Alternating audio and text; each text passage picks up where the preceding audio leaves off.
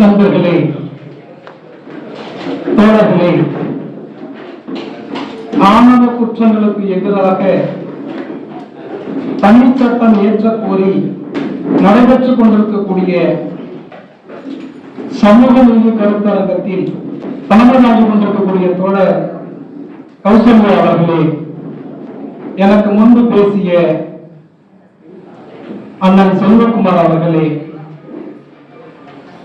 சிறப்புரை ஆற்றிருக்கக்கூடிய திருமிகு எவிடன்ஸ் கபர் தோழர் அவர்களே, உங்கள் அத்தனை பேருக்கும் என் அன்பான வணக்கத்தினை தெரிவித்துக் கொள்கிறேன்.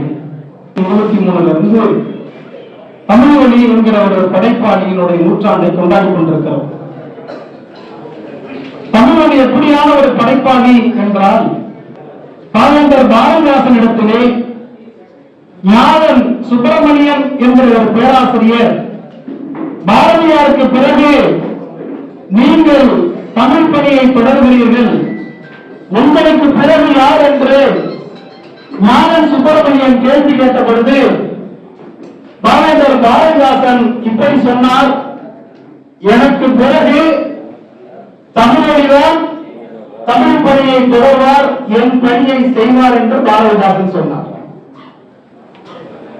இன்னைக்கு வாழ்ந்து கொண்டிருக்கக்கூடிய ஒரு சமகால படைப்பாளி ஈரோடு தமிழர்களிடத்திலே பேசிய பொழுது கேட்ட பொழுது மொழியை ஆராய்ந்து பார்த்தால், தமிழர்கள் சொன்ன செய்தி, மொழியை ஆராய்ந்து பார்த்தால் பாரதிதாசனையே மிஞ்சக்கூடிய இடத்தில் தமிழர் இருக்கிறார் என்று தமிழர்கள் சொல்லுகிறார்.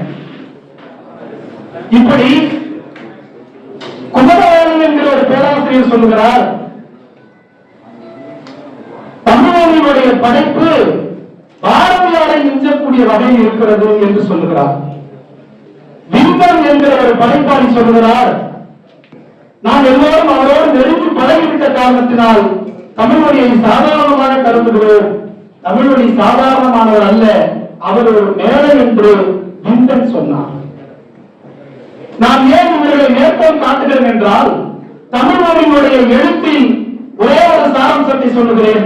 தமிழ் மொழி தன்னுடைய படைப்பில் யார் தேசபக்தன் என்பதற்கு இப்படி சொல்லுகிறான், உழைப்பவன் எல்லாம் தேசபக்தன் என்று சொன்ன கவிஞர் தமிழொலி.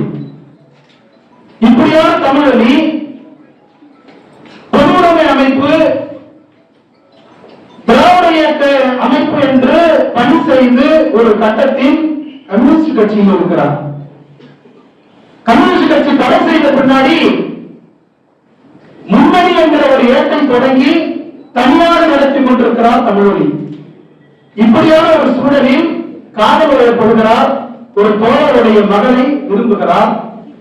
கம்யூனிஸ்ட் கட்சியினுடைய தடை நீக்கப்பட்டு விட்டது, தோழர்கள் எல்லாம் சிறையிலிருந்து வெளியே வந்து விட்டார்கள். அதிலே தமிழை நேசித்த பெண்ணுடைய சகோதரரும் ஒருவர் இருக்கிறார். வந்த பின்னாடி அந்த சகோதரரும் அந்த மகனுடைய அப்பாவும் பேசிக் கொள்கிறார்கள், என் மகனை நேசிக்கக்கூடிய தமிழொலியை, தமிழொலிக்கு என் மகனை திருமணம் செய்து வைக்க மாட்டேன், நான் உத்தரவாதமாக சொல்லுகிறேன். அந்த தோழர் சொல்ற வார்த்தை. ஆகவே அந்த அடிப்படையில் என் மகனை அவருக்கு நான் திருமணம் செய்து வைக்க மாட்டேன் என்று ஒரு தோழர், தமிழொலிக்கு செய்து வைக்க மாட்டேன் என்று அந்த தோழர் சொன்னார். இதற்கு இடையில் இந்த செய்தி தமிழருக்கு கிடைத்து விடுகிறது, அதிர்ச்சிக்குள்ளாகிறார். இவர் எழுத்து பணியில் இருக்கின்ற காரணத்தினால், கட்சி பணியில் இருக்கின்ற காரணத்தினால் சந்திக்கின்ற வாய்ப்பு இல்லை. இப்போது போன்று செல்பேசியும் கிடையாது. விரைந்து அந்த பெண்ணுக்கு வேறிடத்தில் திருமணம் செய்து வைத்து விடுகிறார்கள். தமிழொலிக்கு தெரியாத நண்பர்கள், ஒரு நண்பர் அந்த பெண்மணி பணி செய்யக்கூடிய பள்ளிக்கூடத்தை சொல்லுகிறார். திருமணம் ஆயிட்டு ஆகலன்னு சொல்லாம அந்த பெண்மணி பணி செய்யக்கூடிய பள்ளிக்கூடத்தை சொல்லுகிறார். அந்த பள்ளிக்கூடத்துக்கு தமிழொலி போறாரு. போகின்ற பொழுது அந்த பெண்மணியை பார்க்கிறாரு. அவங்களுக்கு எடுத்துக்கிட்டு வந்த மதிய உணவை கொடுத்து சாப்பிட வைக்கிறாங்க. சாப்பிடுறாரு. சாப்பிட்ட பிறகுதான் சொல்றாங்க, எனக்கு திருமணம் ஆகிவிட்டது, மன்னித்து விடுங்கள் என்று சொல்றாங்க. இவ்வளவுதான் நடக்குது. வெளியே பள்ளிக்கூடத்தை விட்டு தமிழொலி வராது. தமிழொலி வந்த பின்னாடி 2 தோழர்கள் தமிழொலியை பார்க்கிறாங்க. அவர் எதுக்காக வந்திருக்கிறாரு, யாரை பார்த்திருக்கிறாரு யூகிச்சுட்டு ஒரு தோழர் இன்னொரு தோழருடைய காதல சொல்லி என்ன சொன்னாலும் தெரியல. கொஞ்ச நேரத்துல நடந்து போன தமிழொலி தாம்பரம் ரயில் நிலையத்தை நெருங்கி கொண்டிருந்த பொழுது ஒரு பெரிய கும்பல் கடுமையாக தாக்கியது. நிலை தடுமாறி கீழே விழும் வரையில் தாக்கியது. அதுல ஒருத்தர் முதல்ல காரணத்தை சொல்லி அடிக்கல, நிலை தடுமாறி விழப்போற நேரத்துல ஒருத்தர் வந்து உனக்கு என்ன காரணம் கேட்குதா, கல்யாணம் ஆனது தெரியாதா என்று சொல்றாரு. சத்தியமா தெரியாத தோழர்ந்து கையெழுத்து கும்பிடுறாரு. கடுமையான தாக்குதல் நடைபெறுகிறது. நிலை தடுமாறி கீழே விழுந்து விடுகிறார். அந்த உணர்ச்சி ரத்தம் போய் மயங்கி விழுந்து மயக்கத்திலிருந்து தெரிந்து எழுந்து நடக்கிற பொழுது தகவல்கள் சஞ்சீவி போன்ற தோழர்களுக்கு கிடைக்கின்றது. அவர்கள் எல்லாம் வந்து பார்த்து உதவி, மருத்துவர் உதவி செய்ய போறாரு, சஞ்சீவி உதவி செய்ய போறாரு. அப்போ மனம் வேதனித்து தமிழொலி பேசுகிறார். எப்படி பேசுகிறார் என்றால், என்னை எதுவும் பண்ணிடாதீங்க, என்னை விட்டுடுங்க, என்னை எதுவும் பண்ணிடாதீர்கள் என்று தனக்கு மருத்துவம் பார்க்க வருகின்ற மருத்துவரிடத்திலும் தன்னோடு நெருங்கி பழகக்கூடிய நண்பர்களிடத்திலும் என்னை விட்டுடுங்க, என்னை எதுவும் பண்ணிடாதீங்க என்று சொல்லிக்கிட்டே இருந்தாரு. அந்த அளவுக்கு மனம் வேதனித்து போய்விட்டது தமிழொலிக்கு.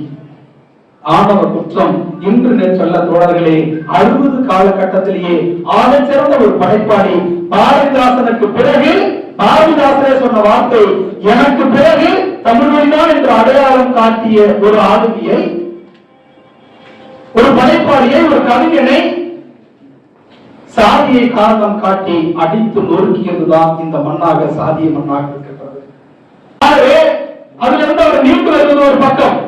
இதற்கு இடையில் சில நாட்களில் கட்சியிலிருந்து அவரை நீக்கிவிட்டார்கள். நீக்குவதற்கான காரணத்தை இன்று வரையில் சொல்லவில்லை என்று சஞ்சீவி எழுதுகிறார்.